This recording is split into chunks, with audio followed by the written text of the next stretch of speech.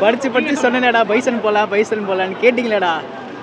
Conditions follow பண்ண மாட்டேன். Bison எப்படின்னு தெரியல, டீசல் எப்படின்னு தெரியல.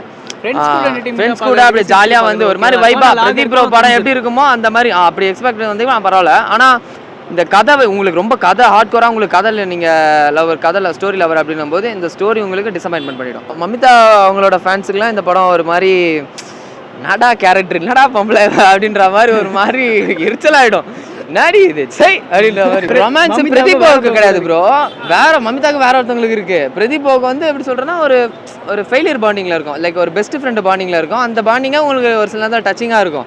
ஆனா மமிதா கம்பேர் பண்ணும்போது ஒத்தரசா பிள்ளையை ரொம்ப நல்லா வளர்த்துருக்கமா அப்படின்ற மாதிரி இருக்கும்.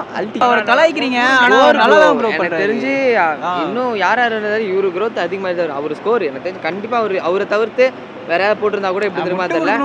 ட்ரெண்டுக்கு ஏற்ற மாதிரி ஏதோ இடத்த அவர் ஃபில் பண்றாரு.